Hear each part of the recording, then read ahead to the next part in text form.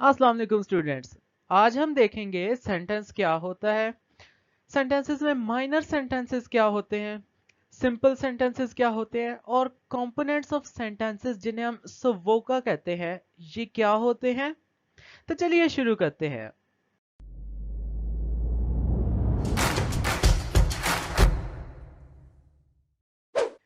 तो students, sentence sentence हमारे पास क्या होता है? Group of words that makes complete sense. ठीक है, इसमें ये पॉइंट बड़ा इंपॉर्टेंट है और ये क्लॉज से भी मिलता हुआ है।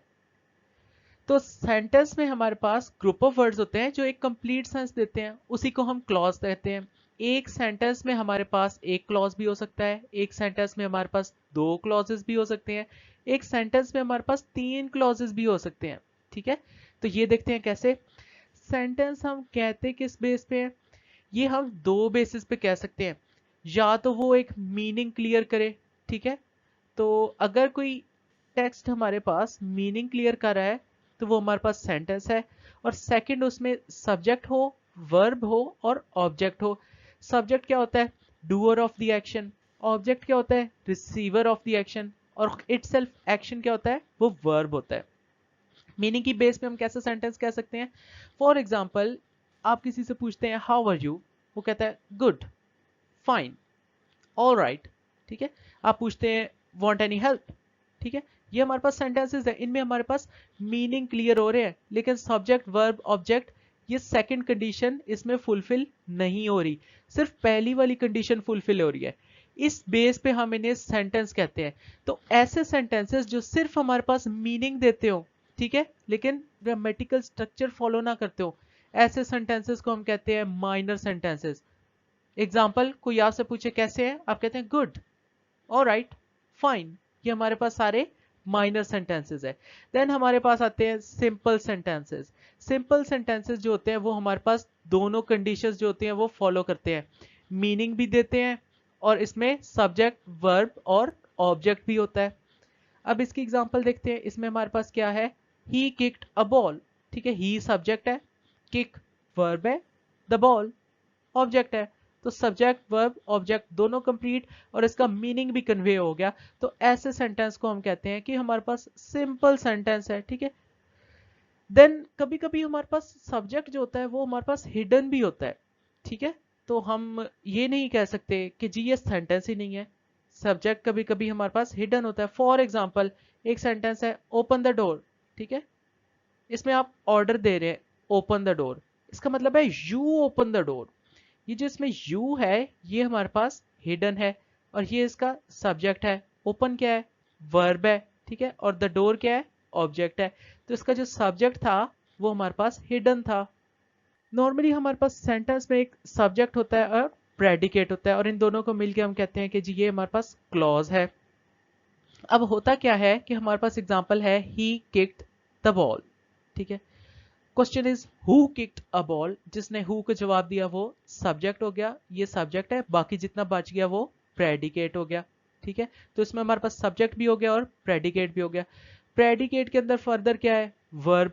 ठीक है, जिसको हम कहेंगे लिंकिंग वर्ब, ये सब्जेक्ट से लिंक कर रहा है बाकी प्रेडिकेट को। और द बॉल क्या है? ये हमारे पास ऑब्जेक्ट है। तो सब्जेक्ट वर्ब ऑब्जेक्ट जो हमारे पास सब्जेक्ट और प्रेडिकेट बनाते हैं ये इसमें हमारे पास होता है। और इस सब को हम कहेंगे कि हमारे पास एक क्लॉज है, इसका पूरा मीनिंग कन्वे हो रहा है। One clause can act as one sentence, या कभी कभी two clauses joined by conjunctions can also act as a sentence. For example, who kicked a ball, he, ये सब्जेक्ट, ये क्या है? प्रेडिकेट। टोटल मिलाए तो क्लॉज बन गया। ठीक है, देन ही स्कोर्ड अ गोल, ही क्या हमारे पास? सब्जेक्ट, स्कोर्ड अ गोल क्या है? प्रेडिकेट। तो ये एक क्लॉज था। ठीक है, देन ये हमारे पास एक क्लॉज आ गया। तो ये जो दो क्लॉजेस हैं हमारे पास ज्वाइन हुए हैं कॉमा एंड से, जो कि हमारे पास फैन बॉयज वाली कंजंक्शन है। तो टू क्लॉजेस भी हमारे पास ज्वाइन हो सकते हैं कंजंक्शन से और वो एक्ट कर सकते हैं सेंटेंस में। इसका अपना सब्जेक्ट है ही, इसका भी अपना सब्जेक्ट है ही, इसका अपना प्रेडिकेट है किक्ड अ बॉल, इसका अपना प्रेडिकेट है स्कोर्ड अ गोल, और ये दोनों कनेक्टेड है कंजंक्शन से। तो ये एक पूरा सेंटेंस हो गया जिसके अंदर दो क्लॉजेज है और ये एक सेंटेंस है जिसके अंदर एक क्लॉज है। सेंटेंस में हमारे पास सब्जेक्ट होता है, वर्ब होता है, ऑब्जेक्ट होता है, कॉम्प्लीमेंट होता है और एडवर्बियल होता है। इस सीक्वेंस को हम कहते हैं SVOCA, SVOCA। तो इसकी एग्जांपल है he teaches us English daily. My question is who teaches us English daily. तो जो हु का आंसर दे रहा है वो हमारे पास सब्जेक्ट है, ठीक है। जो हु का आंसर दे रहा है वो सब्जेक्ट है, ये देखें हु का जो दे रहा है वो सब्जेक्ट है। ऑब्जेक्ट किसका देता है? whom का, ठीक है। whom does he teach English daily?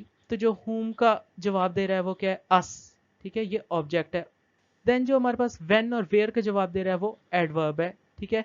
he teaches us English when, उसका जो आंसर दे रहा है वो डेली है और ये हमारे पास एडवर्ब है।